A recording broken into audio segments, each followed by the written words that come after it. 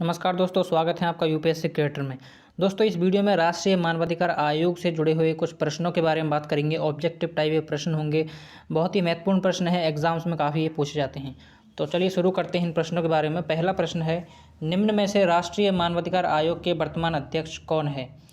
आपके सामने ऑप्शन है रंगनाथ मिश्र, अरुण कुमार मिश्र, नरेंद्र मोदी, ओम बिड़ला। तो सही उत्तर है इसका अरुण कुमार मिश्र। अगले प्रश्न पर चलते हैं, मानवाधिकार संरक्षण अधिनियम कौन सा है?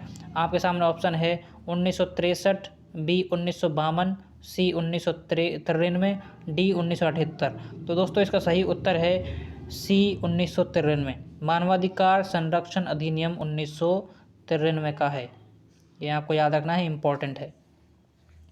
अगला प्रश्न है, राष्ट्रीय मानवाधिकार आयोग संस्था है, यानी कि राष्ट्रीय मानवाधिकार आयोग एक किस प्रकार की संस्था है? ऑप्शन है ए गैर संवैधानिक, बी संवैधानिक, सी संवैधिक और डी वैधानिक। तो दोस्तों राष्ट्रीय मानवाधिकार आयोग एक संवैधिक संस्था है, ये आपको ध्यान रखना है, पेपर में बहुत ही इंपॉर्टेंट है।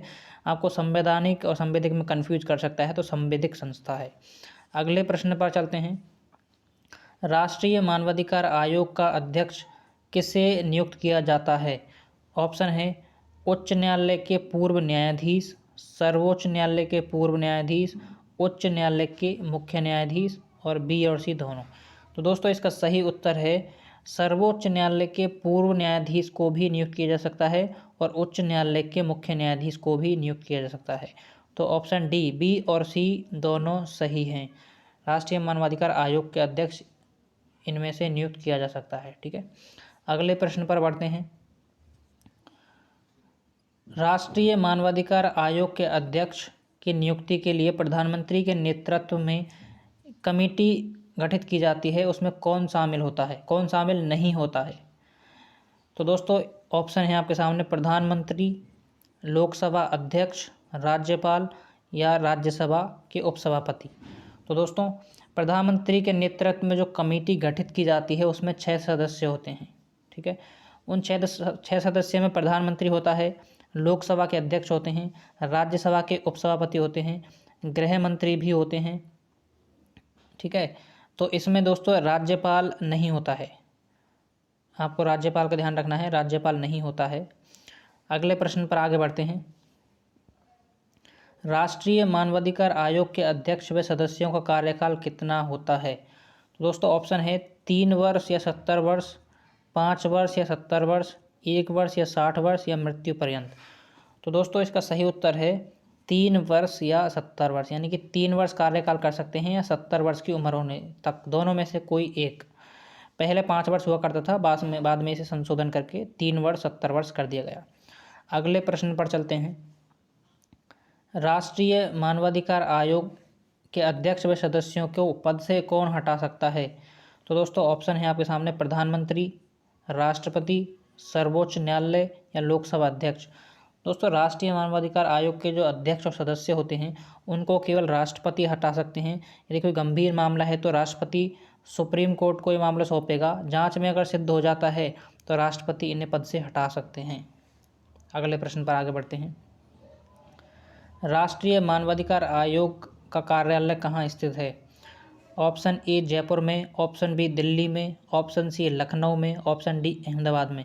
तो दोस्तों इसका सही उत्तर है ऑप्शन बी दिल्ली में। अगला प्रश्न है, राष्ट्रीय मानवाधिकार दिवस कब मनाया जाता है?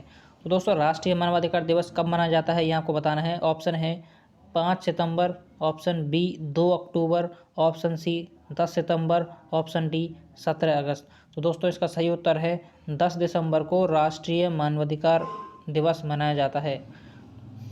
नेक्स्ट प्रश्न है दोस्तों, राष्ट्रीय मानवाधिकार आयोग दंडित कर सकता है या जुर्माना वसूल सकता है? इनमें से आपको बताना है क्या सही है। राष्ट्रीय मानवाधिकार आयोग दंडित कर सकता है या जुर्माना वसूल सकता है? ऑप्शन ए जुर्माना वसूल सकता है, दंडित नहीं कर सकता। ऑप्शन बी दंडित कर सकता है, जुर्माना नहीं वसूल सकता। ऑप्शन सी दोनों कर सकता है। ऑप्शन डी दोनों में से किसी को नहीं कर सकता। तो दोस्तों राष्ट्रीय मानवाधिकार आयोग जो होता है ये मुख्यमंत्री को सिफारिश करता है किसी जांच के लिए, यदि कोई दोषी पाया जाता है उसके लिए दंडित या जुर्माना राष्ट्रीय मानवाधिकार आयोग के अध्यक्ष या सदस्य नहीं कर सकते। ना ही ये जुर्माना वसूल सकते हैं, ना ही ये किसी को सज़ा दे सकते हैं। ठीक है, तो इसका सही उत्तर है दोनों में से किसी को नहीं कर सकता, ना ही दंडित कर सकता है, ना ही जुर्माना वसूल सकता है। तो दोस्तों आज की वीडियो में इतना ही है। ये 10 प्रश्न थे और बहुत ही महत्वपूर्ण प्रश्न थे। आपको वीडियो अगर पसंद आई है तो लाइक कीजिएगा, अपने दोस्तों के साथ शेयर कीजिएगा। इससे पहले मैं राष्ट्रीय मानवाधिकार आयोग के बारे में डिटेल्ड वीडियो बना चुका हूँ, जिसमें सभी तरह के क्वेश्चन थे जिसको मैंने बताया था, और उसी के ऑब्जेक्टिव टाइप क्वेश्चन आज लेकर आया था। वीडियो पसंद आई है तो लाइक कीजिए, अपने दोस्तों के साथ शेयर कीजिए। फिर मिलेंगे आपसे नेक्स्ट वीडियो में।